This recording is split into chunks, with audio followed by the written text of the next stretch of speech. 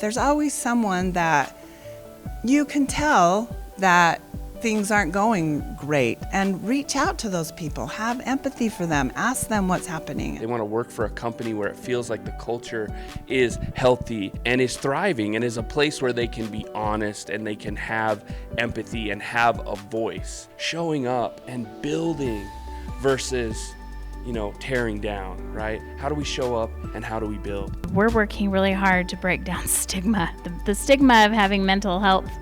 Just even being able to talk about it. And I think one of my deep-seated beliefs is that every single human in the workplace deserves to have a great supervisor. Good leaders, right, who are willing to be vulnerable, but it also underscores how much people really are suffering behind the scenes that we don't know about it, and just giving them an opportunity to talk. You work with these people more than you're at home, usually.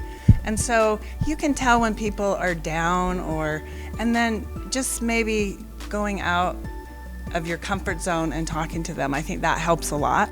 Team members speak up and talk is one thing, but having leaders share personally, I think is super powerful. Everybody has something going on. Everybody does. And to feel like they're seen and heard and creating that kind of environment where people can be themselves. I think there's this misconception that if you have mental health challenges or you have these kind of challenges in your life, you also can't be a top performer and a top employee, and it's absolutely not the truth. We can be authentic and we can care, but we still have to work together to get the work done. If you have an open door policy, you truly have an open door policy. It's not when it's convenient for you.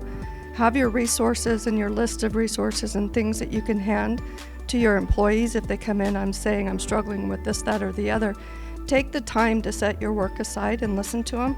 There's nothing that competes or compares to actual authentic connection, and finding a way to do that. I think the most important thing we can all do is understand it. You don't have to understand what people are going through. Maybe the better word is accept. I'd like to see done a little bit more as focus groups where groups can get together and talk about it. If we can just be accepting and just try to understand and love and do what you can just to be there. I think if we can just be kind to one another and really reach out and pay attention to our surroundings, I think that will help a lot.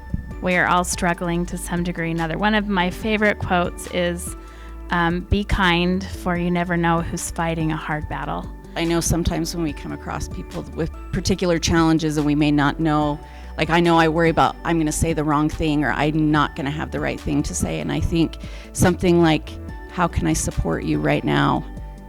As simple as that makes the difference for people.